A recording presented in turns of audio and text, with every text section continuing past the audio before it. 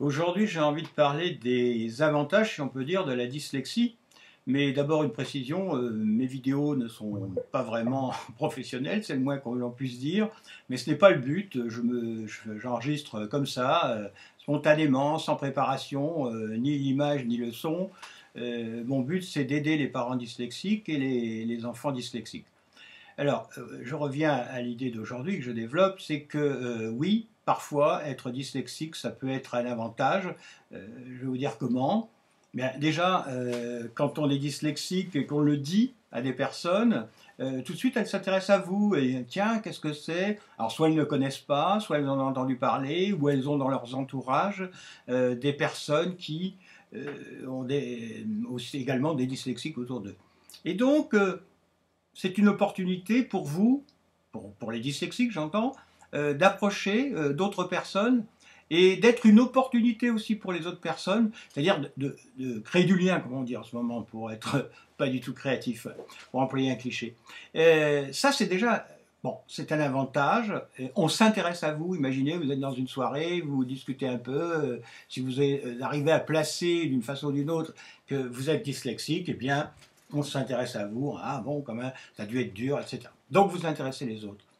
Mais ça, c'est un détail par rapport à l'avantage que je considère comme le plus important, c'est un dyslexique ou une dyslexique euh, va toujours mettre en place des stratagèmes pour pallier à sa déficience, à certaines déficiences. Hein.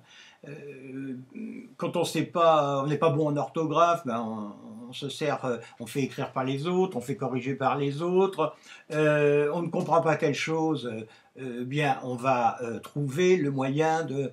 Alors, je ne suis pas assez concret. Par exemple, je ne sais pas moi, si je dois écrire opportunité, est-ce qu'il y a un P, est-ce qu'il y a deux P, le O, il y a opportunité, il y a peut-être un H là-dedans. Vous voyez, ça c'est les problèmes de dyslexique profonds. Eh bien, je ne sais pas, ben, je vais, hop, je cherche un synonyme. Et donc, je vais dire, c'est une chance, vous voyez, ça c'est plus facile à écrire. Et voilà, et toute la vie va être comme ça, c'est mettre en place des stratégies pour pallier. Et donc, en même temps, ça nous rend très créatifs, ou au moins créatifs. C'est-à-dire que au lieu de filer comme ça vers une ligne droite, où ben, on apprend facilement, on comprend facilement, comme on a des difficultés dans mille choses, on peut être la dyslexie, ce n'est pas simplement ne pas savoir lire ou avoir difficulté à lire et à écrire, mais ça peut être aussi dans la gestuelle, ne pas reconnaître la gauche de la droite. J'ai dernièrement eu un témoignage d'une petite fille qui ne peut pas nager parce qu'elle n'arrive pas à coordonner ses mouvements. Vous voyez, c'est tout ça. Mais cet enfant-là, à un moment, comme elle aura envie de nager pour être comme les autres, ou enfin presque, eh bien, elle va trouver d'autres moyens de nager. Peut-être elle va nager comme un animal, comme un chien, vous savez, tac, tac, tac. Mais elle y arrivera. Et donc, elle mettra en place autre chose. Et les enfants, les autres, les normaux, comme on dit, ceux qui ne sont pas la chance de ne pas être dyslexiques, ou d'avoir un autre handicap d'ailleurs, hein, eh bien, eux, ils vont suivre la voie traditionnelle. Et en fin de compte, ça va être facile, et puis ils vont routiner au bout d'un moment. Et ils vont perdre cette fraîcheur créative qu'on a tous quand on est enfant, alors qu'un dyslexique ne va jamais la perdre. Et donc, si vous avez des enfants dyslexiques, ou si vous-même qui m'écoutez, qui êtes jeune homme, jeune fille, et observez bien, pensez à ça, pensez à votre créativité, vous allez voir, c'est un bon moyen de s'en sortir. Vous voyez, moi, j'ai aucun diplôme, certificat d'études, à coup de peau, je l'ai eu, je ne sais pas comment.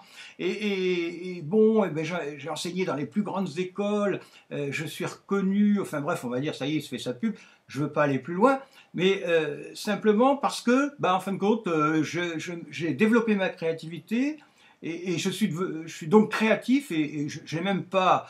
Ce sont les autres qui m'ont montré que j'étais créatif, parce que moi j'en savais rien, je trouvais que c'était normal d'avoir des idées. Et en fin de compte, confronté aux autres personnes, je me suis rendu compte, oh là là, mais moi j'ai beaucoup plus d'idées que la plupart. Et c'est comme ça que je suis devenu créatif. Mais en fin de compte, j'ai aucun mérite. C'est ma dyslexie qui m'a rendu créatif. Donc, vous voyez, c'est ce que je